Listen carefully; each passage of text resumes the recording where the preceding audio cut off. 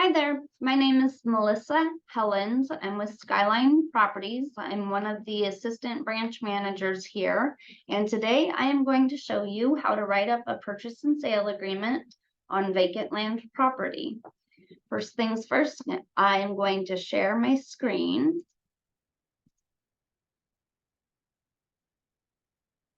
I've gone ahead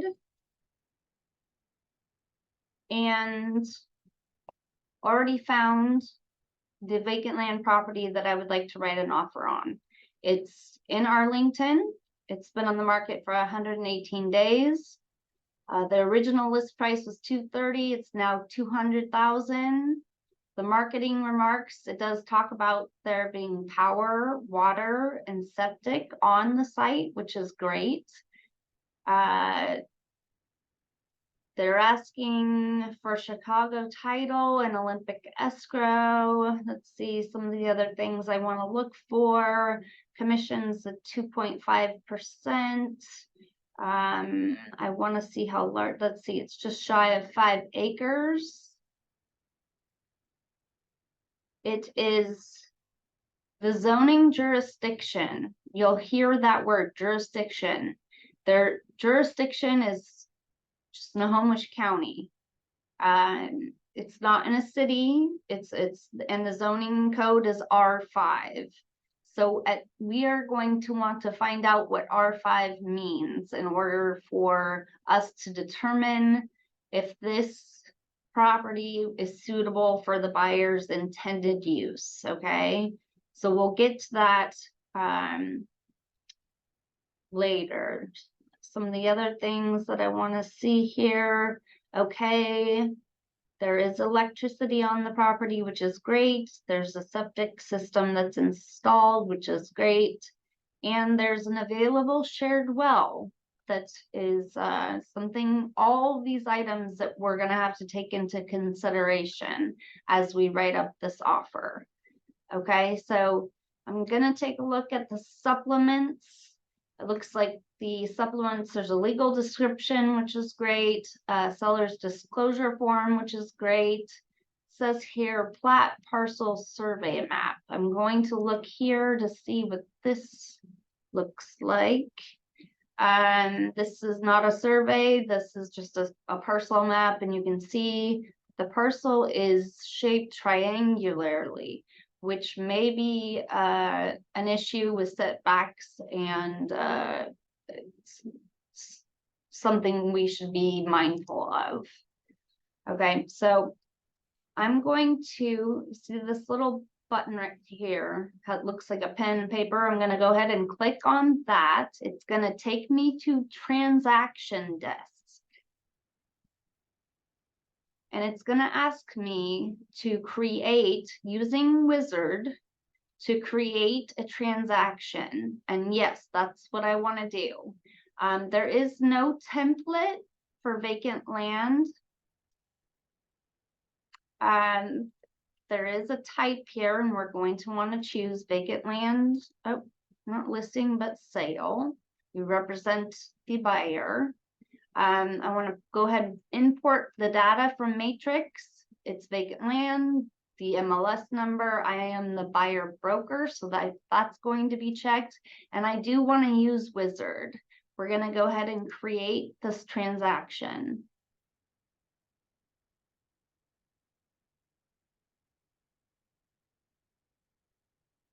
Okay, so since we created the transaction, we have the MLS number. It went ahead and pulled the seller's information. It also pulled the address, the parcel number. There's obviously not going to be a year built because it is vacant. We're going to offer, because it's been on the market for 118 days, they've already reduced the price, $30,000. Let's go ahead and offer them $190,000.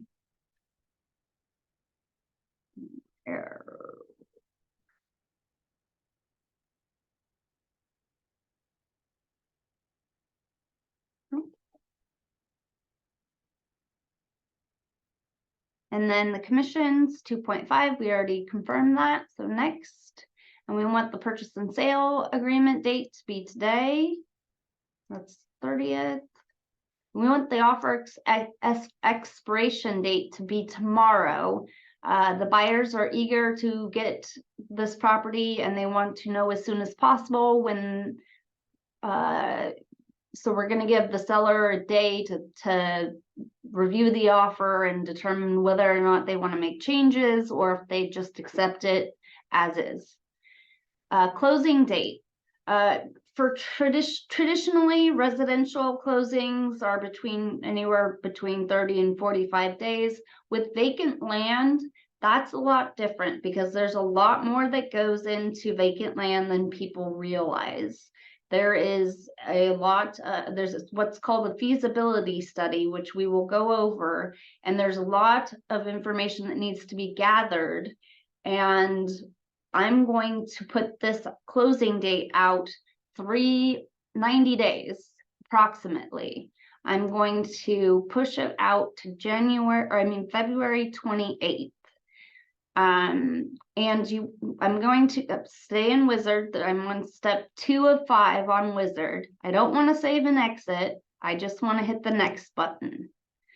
And we would not head, and because we used Wizard, we've got the seller's information, the listing broker's information, buyer broker information, listing firm, and Skyline Properties. All the contacts are in there. I'm going to add, create a new contact. It's gonna be buyer. It's gonna be buyer Smith.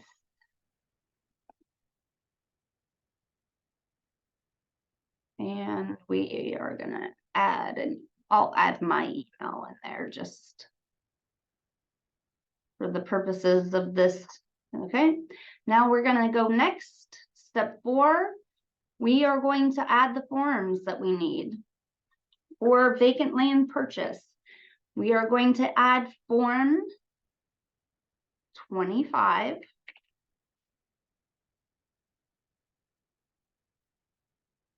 And if you don't know what form, you can go ahead and click all statewide forms. Vacant land purchase and sale agreement pops right up. That's the form we need. We also need 22D, which is the optional clause addendum. So we'll click on that. We will need 22T, which is the title contingency addendum.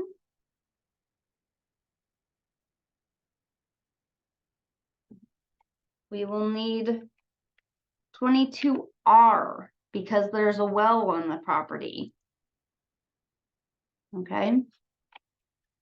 And like I said, if you don't know the form numbers, you can scroll through these. So let's see, the next one we need is a 22S for that septic. So I'm going to just scroll down, and this is just a different way of looking. There's my septic addendum. I want to add that. There is power on site, so I want to also add 22K, which allows escrow to pay off any, if say the power bill hasn't been paid. The power bill is a lienable utility, so if we include form 22K, escrow will pay the power at closing. And most importantly, with vacant land, we are going to need form 35R. No. F, sorry. 35F, the feasibility contingency form. Okay, so we have 6 items that were in our basket, and we're going to go ahead and add. And there they are.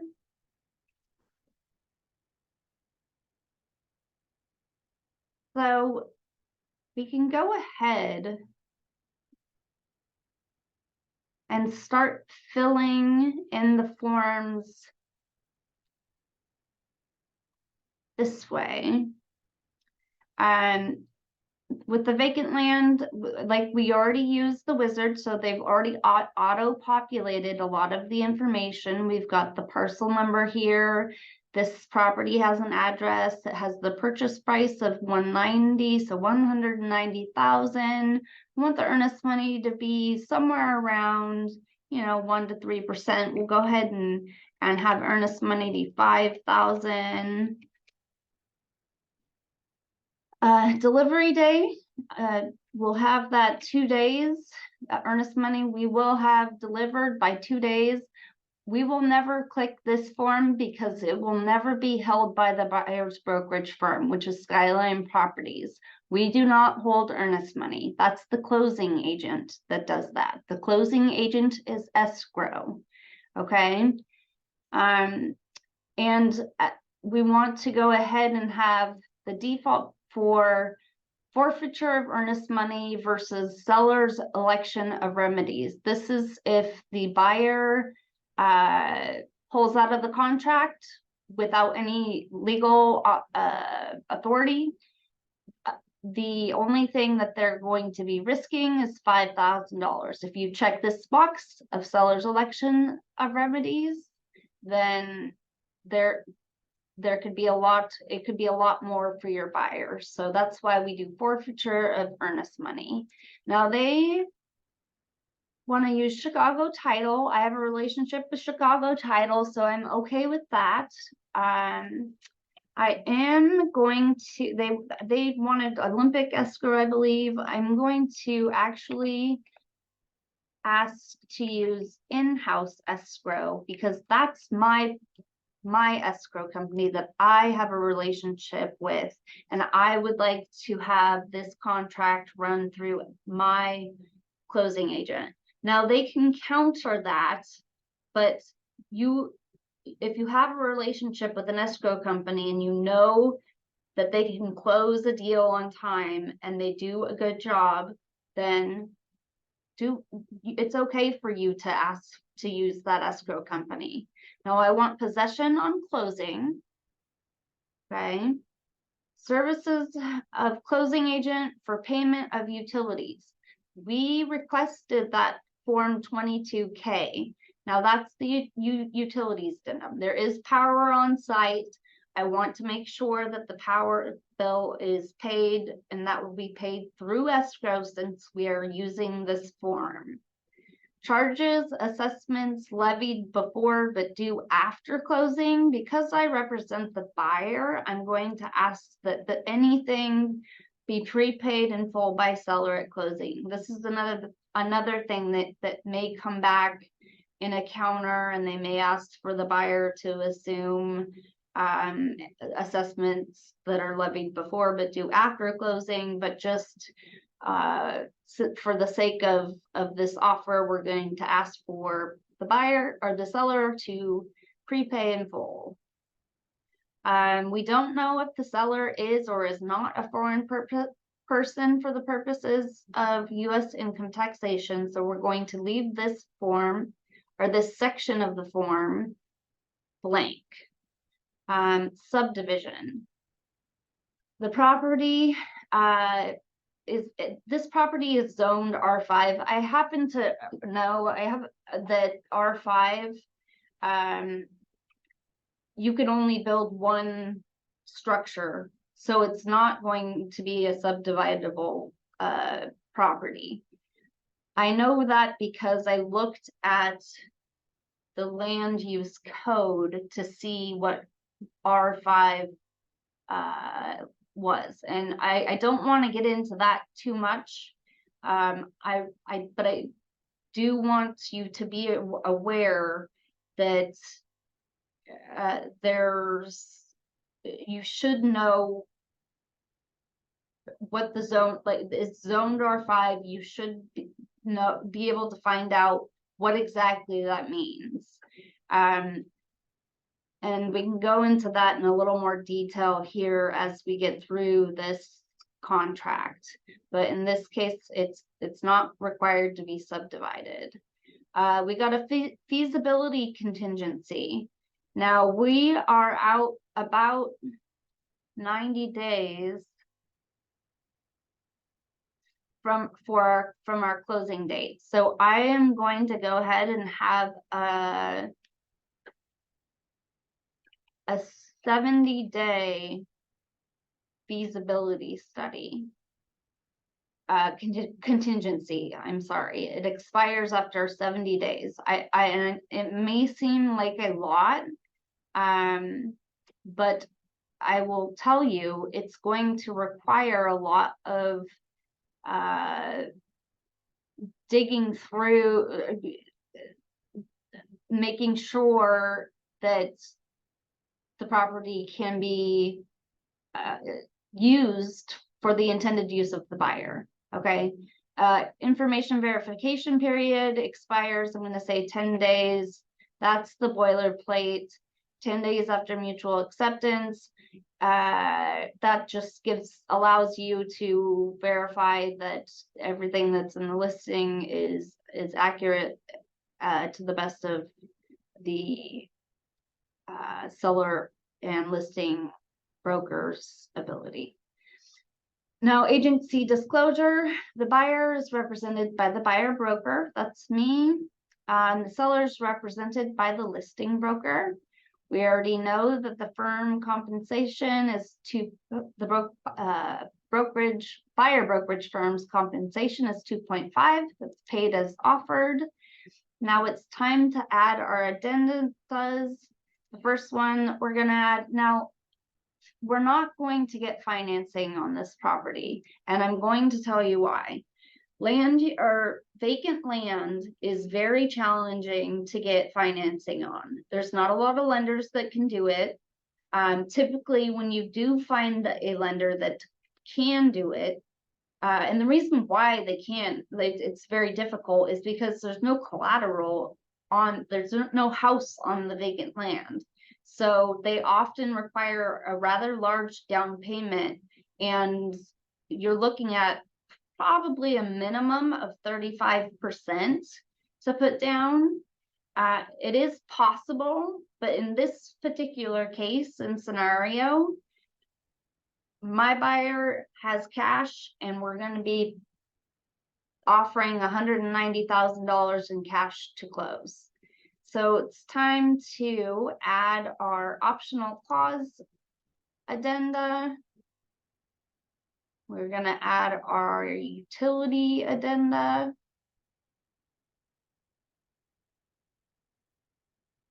We are going to add our title addenda. We are going to add our well addendum. Also our septic addendum. Most importantly, we are going to add 35F, which is the feasibility addenda. So that should cover us as far as filling out the first page of the form. Now, it's really important for you to read every single page of this form so you can explain to your buyers if there are any questions in a way that makes sense, right? You can't give them legal advice, but you can at least guide them through and point them in the right direction. Say they are curious about the information verification period. Well, that's gonna be found under paragraph W, information verification period. Unless satisfied or waived, buyer shall have the time period set forth in the specific term number. The boilerplate's 10 days after mutual acceptance, if not filled in, to verify all the information provided from the seller or the listing brokerage firm related to the property. This contingency shall be deemed satisfied unless buyer gives notice identifying the material inaccurate information within the time period set forth in the specific term number 16. Okay, so this is just a section of this 6-page agreement, and that's right here what you are explaining. So to know where to find these types of items is really important. We're going to go ahead and save and exit.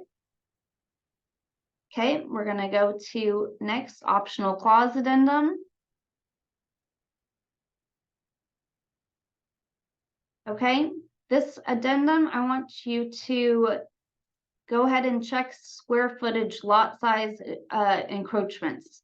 This, by checking this box, it's stating the listing broker and buyer broker shall make no representations concerning the lot size or accuracy of any information provided by the seller, the square footage of any improvements on the property, or whether or not there are any encroachments, fences, rockery buildings on the property or by the property on the adjacent properties. Buyer is advised to verify lot size, square footage, and encroachments to buyer's own satisfaction. So that protects you, the listing broker, and are you the buyer broker and the listing broker.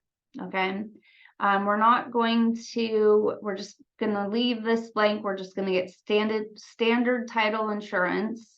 We do want to check this box, the seller cleaning of the property. That's just make sure that there's no trash or debris or rubbish on the property at the time the buyer is taking possession. We want to make sure that all personal property is removed. Utilities, to the best of the seller's knowledge, it did say that there was a septic tank on site and a well, and a shared well. Okay, and we're not going to check anything else on this form, so go ahead and save and exit. Now we got the title contingency.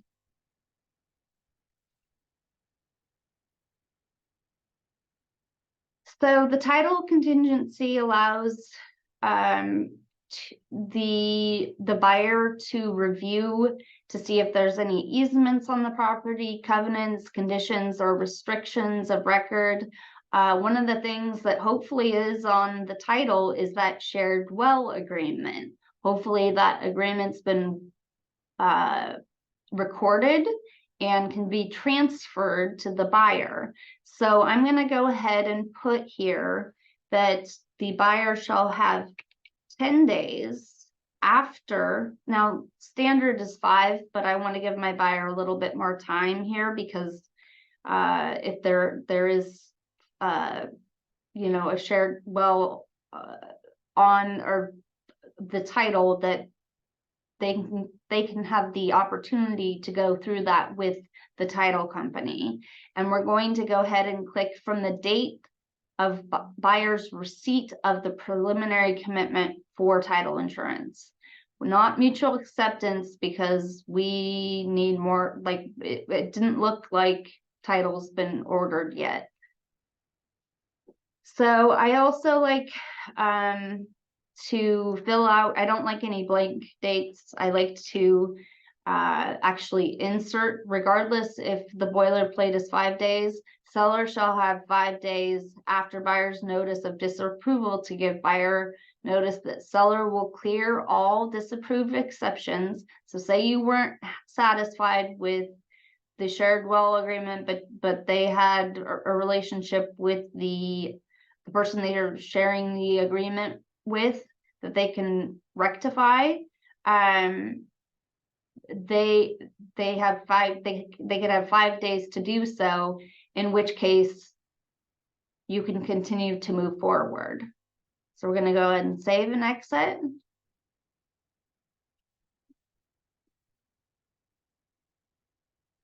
Okay, next form is the well addendum.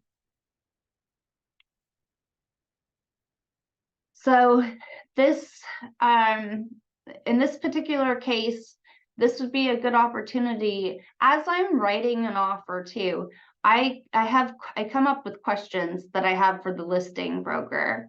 And one of the questions I would have for this particular offer is, how many people are on this shared well?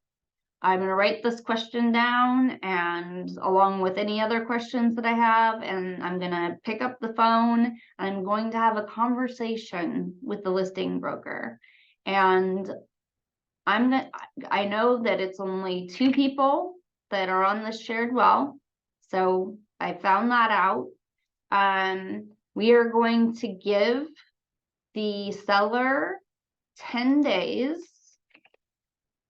to provide documentation about this this well and the shared well agreement and the maintenance records and everything else that we can possibly get our hands on regarding the shared well. Again, 5 days. If the buyers aren't happy, they can give notice within 5 days of disapproval, and the agreement shall terminate and the earnest money shall be refunded to the buyer. Okay, we want to test the water quality. So we're going to have an inspection of the water quality and the purity test. We want to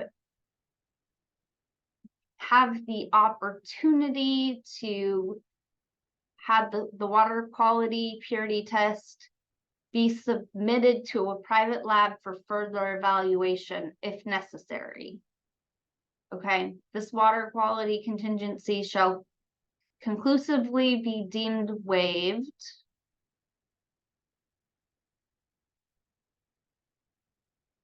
And sellers shall not be obligated to make any repairs or modifications unless within 15 days of mutual acceptance, buyer gives written notice disapproving of the inspection report and terminating the agreement, or proposing the repairs to the well related to the water quality or modifications of the agreement.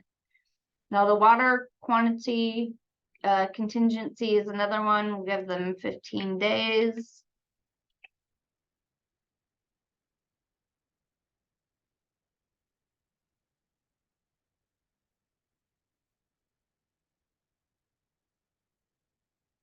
Okay.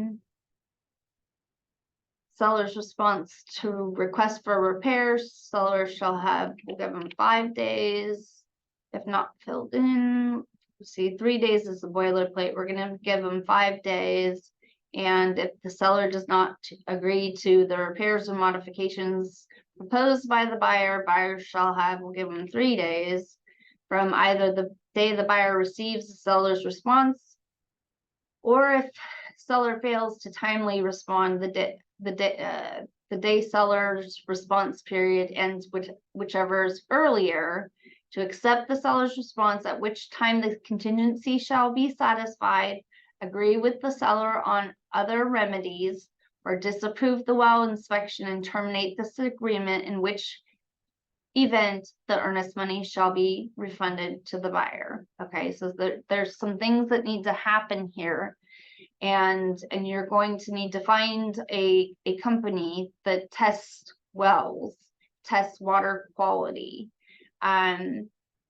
If there's any transfer costs, we want to, because we represent the buyer, we want it to be paid by the seller. So if the parties acknowledge the water rights may not automatically transfer with title to the property, and the parties should consult with an attorney to facilitate a transfer of any water rights. This is that shared, there should be some document, shared well document, and hopefully, like I said, it's recorded and it's something that can be viewed. Otherwise,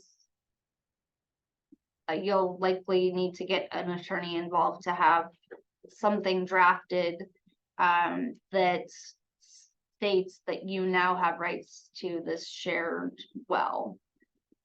We're going to save and exit. We got the septic addendum. And we know this is a private septic addendum. We want the maintenance records within 10 days. We we want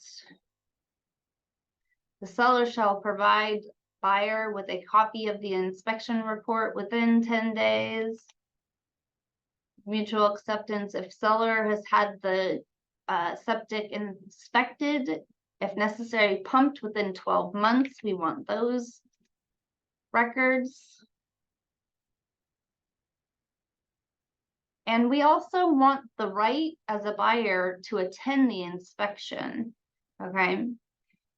This agreement is conditioned on buyer's subjective satisfaction of the inspection report from the septic service company. This contingency shall be deemed waived unless buyer gives notice of disapproval of the inspection report within, we'll say, 5 days after receipt of the inspection report. If buyer gives timely notice of disapproval, the agreement will terminate and the earnest money shall be refunded to the buyer. We're going to go ahead and save and exit. Now the utilities is actually not going to be filled out. The seller will fill out the electricity where they get power from, and once they fill that out,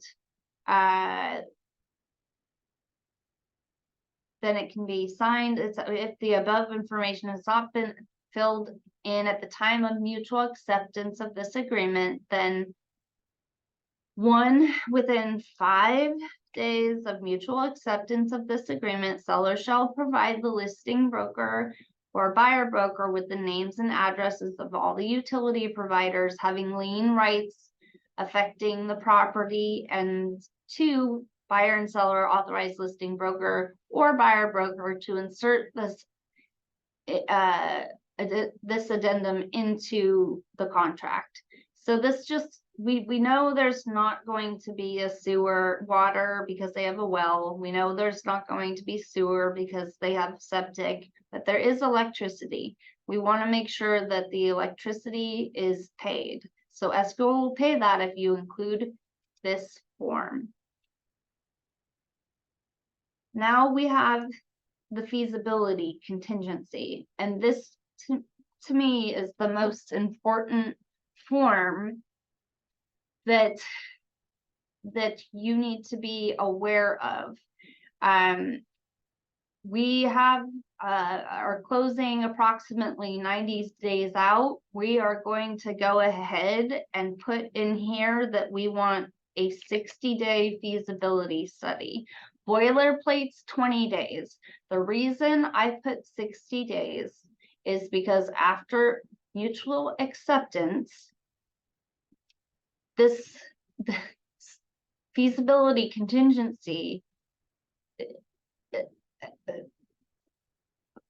this allows enough time for the buyer to do due diligence of making sure that they can buy or they can build their 2,500 square foot dream home, right?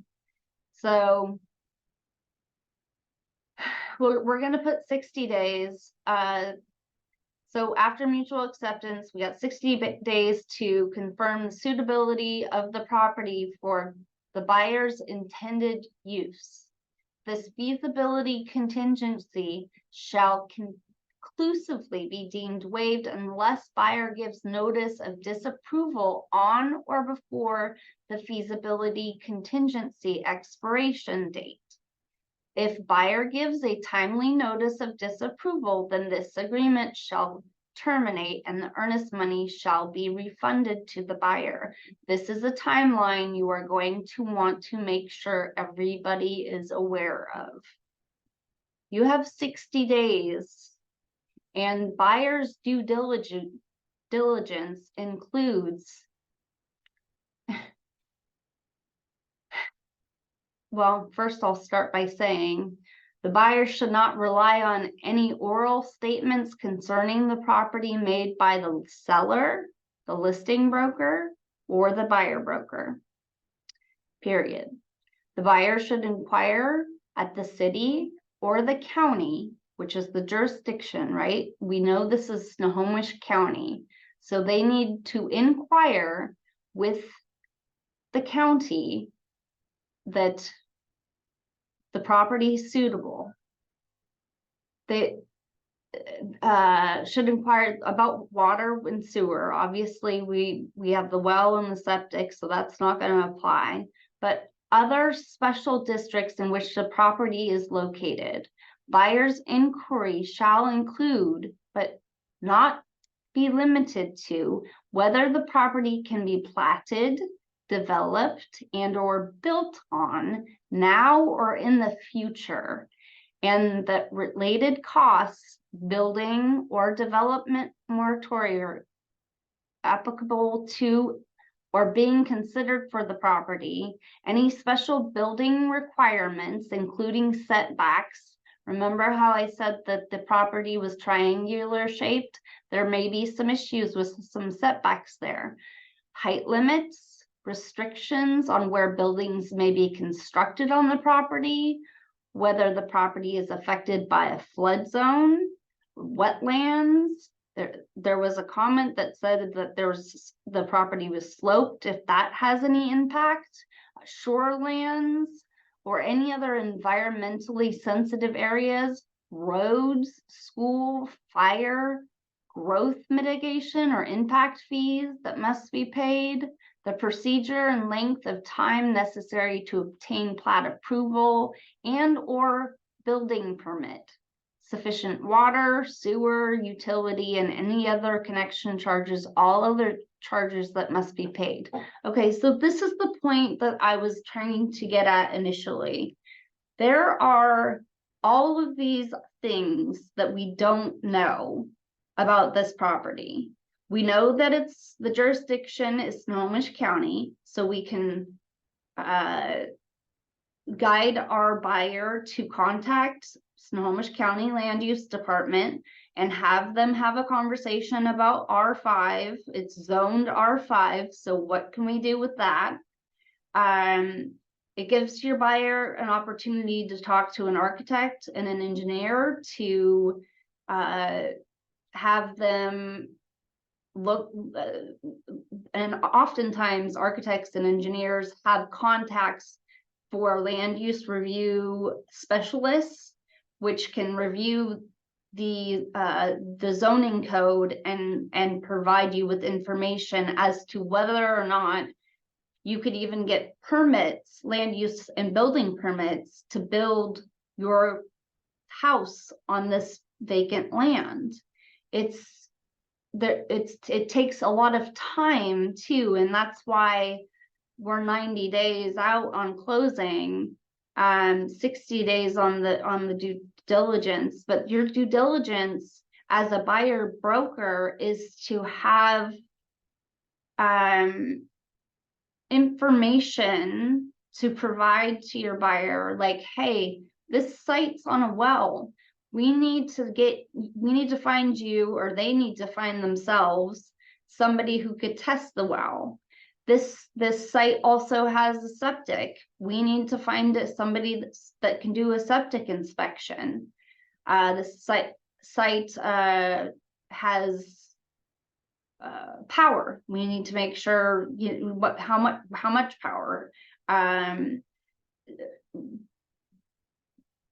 The main thing, the most important thing that you want is your buyer's paying cash $190,000.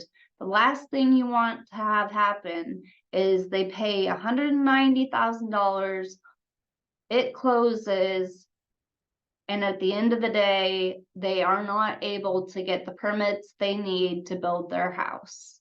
And now what? So this feasibility contingency is so important to share with your clients.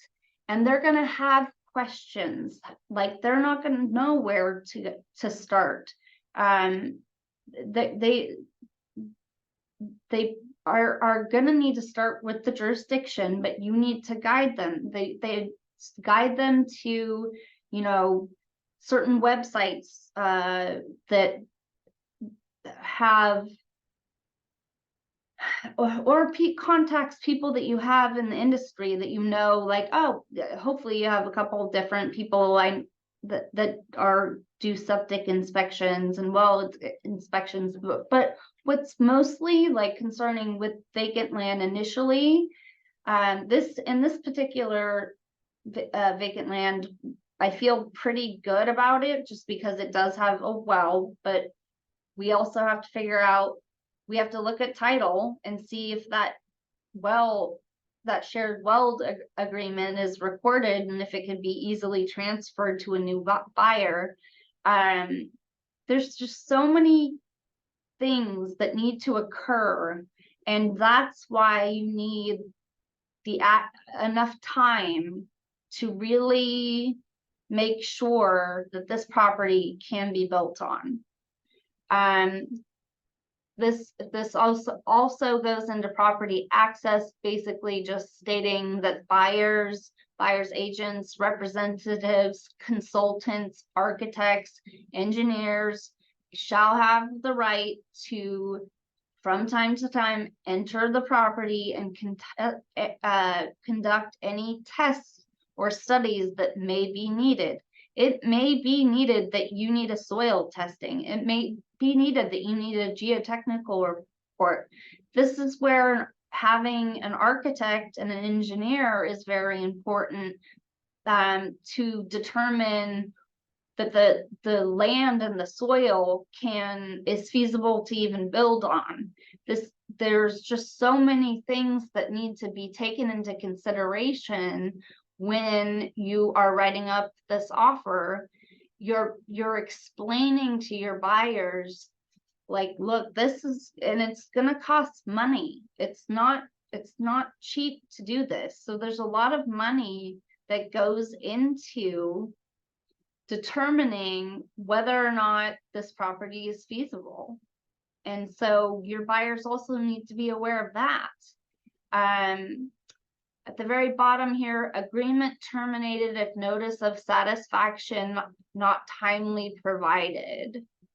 So if checked, this agreement shall terminate and the buyer shall receive a refund of the earnest money unless buyer gives notice to the seller on or before the feasibility contingency expiration date that the property is suitable for the buyer's intended purpose.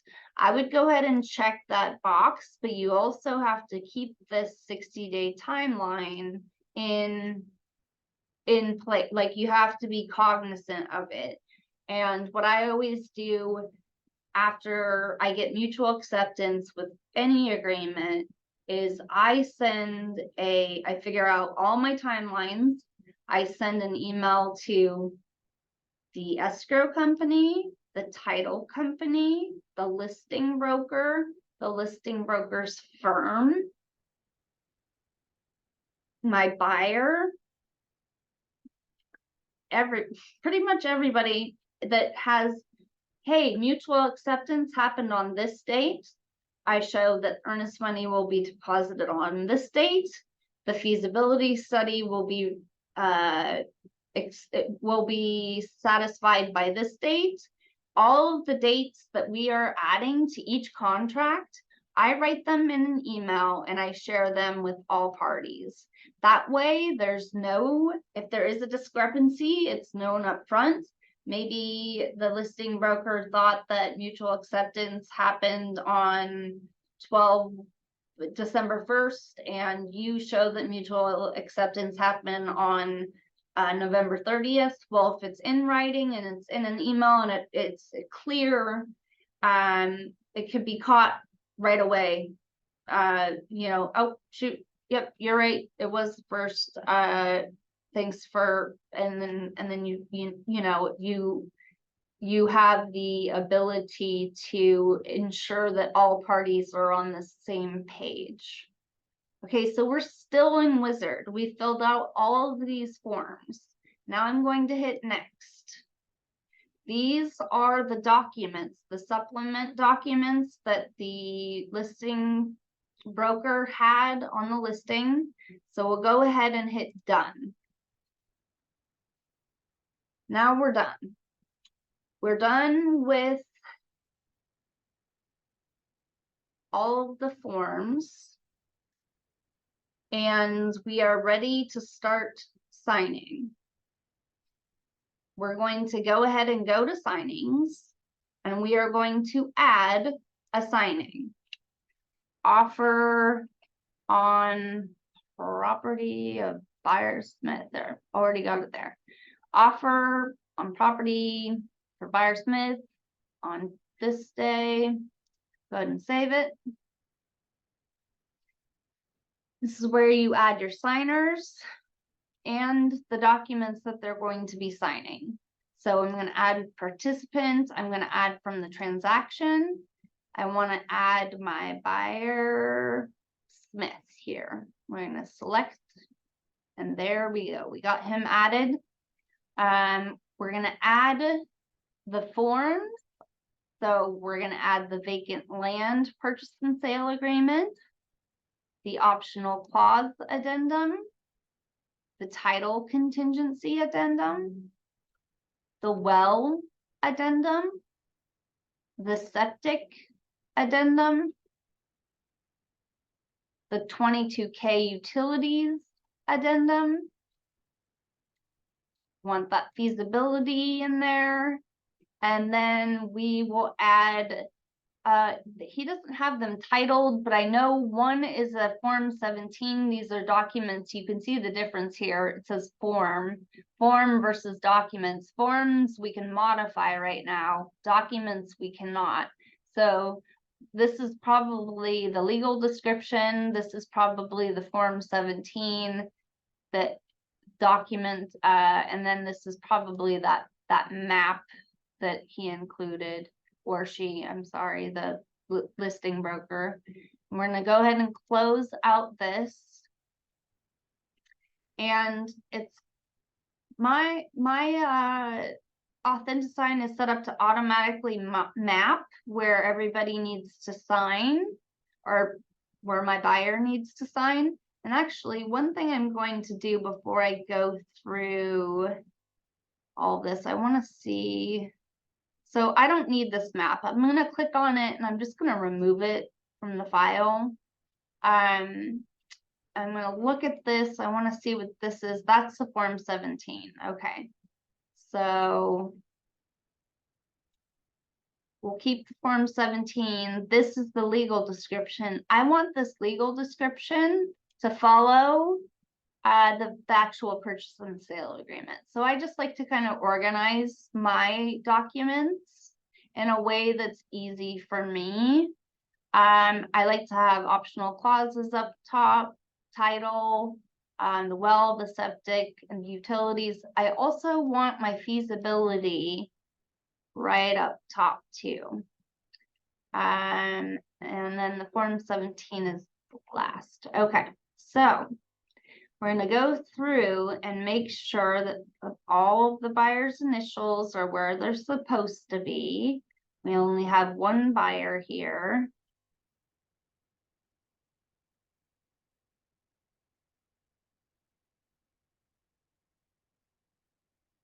Like everything's good. I'm going to find the legal description is going to need initials. So you're going to go to tools and you're going to drag and drop the initials. It automatically adds the date there. If it doesn't, you can hit the auto date, and that's just another way you can set that up. And keep going. Feasibility study looks good. Our optional clauses, we got signatures there. We're going to be coming up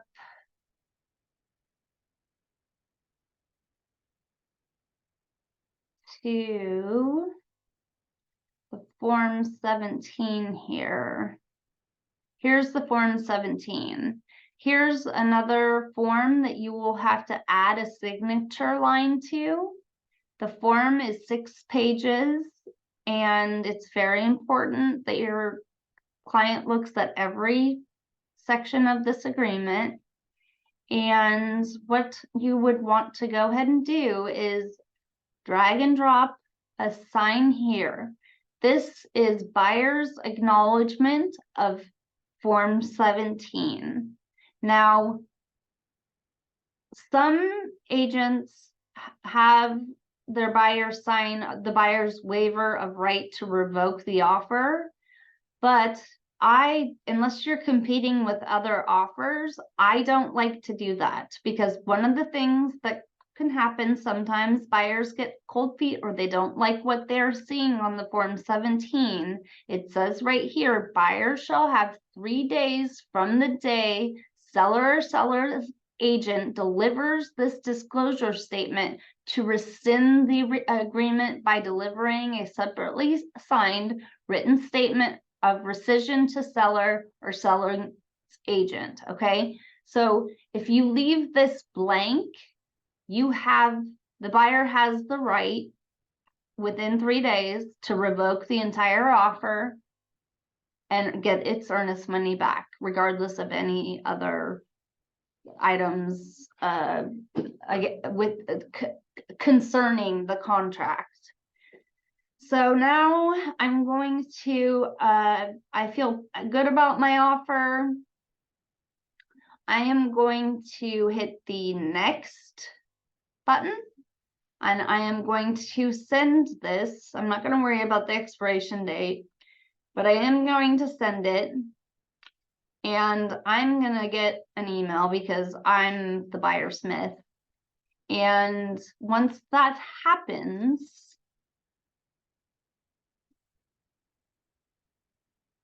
I'm actually waiting for my email. Let's see what we got here. There it is. Your signature is requested. I can start signing this agreement, okay?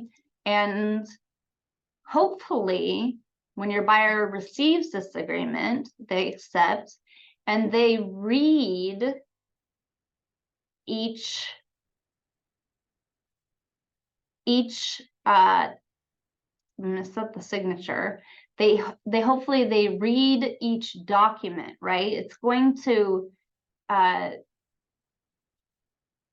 automatically skip over to the next signature that you need to fill out, but really, like, encourage them to read these documents, not just sign them willy-nilly. We want to have them really take their time and understand what they're signing. I'm signing fast right now because I want you to see what it looks like when we're done. So congratulations, you're done. You've signed the agreement, and I should be getting, yep, there, I got a notification that it's been accepted. I should also be getting the document. So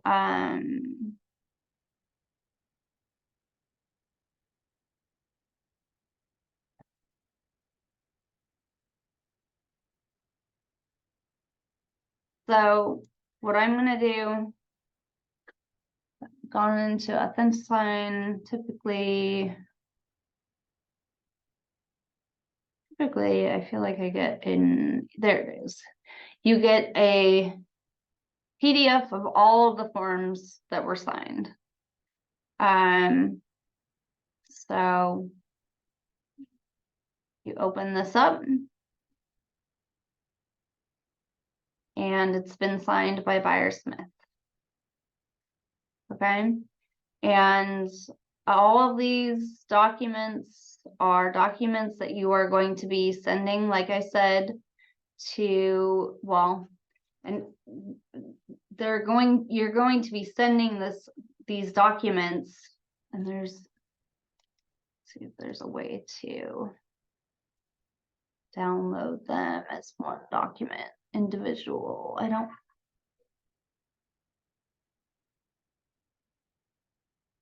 way to view the signed PDF.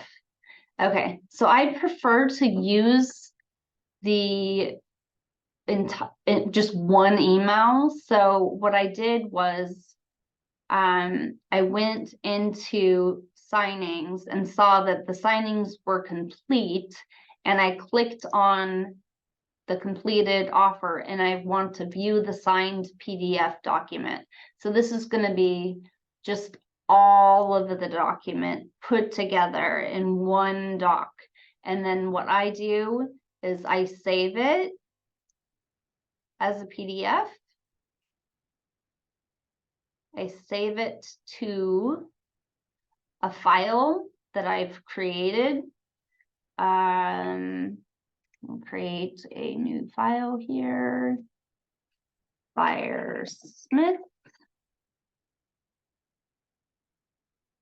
offer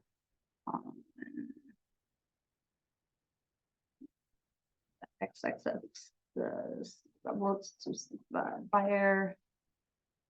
Firesmith offer, and then the date. And then I will take that document, I will email it to the listing broker and the listing broker firm. And that can be found, that information can be found on the very first page of the purchase and sale agreement. So the firm document, which is very important that you send it to the firm document along with the listing broker, and let them know, give them a courtesy call and let them know, hey, I'm sending, they should already know that you're working on an offer because you have questions and you should be in communication. It amazes me how many brokers are not in consistent communication with their with each other. I'm sorry, I was just looking that my feasibility contingency was 70 days expired, and I believe I had it 60 days. So I made a mistake there, just so we know that. But that's why I go through, you go through this before you send it off. And yes, sometimes it's a pain in the butt to have to go back and make some changes. But if you did make a mistake like I did, you want to make sure you fix that.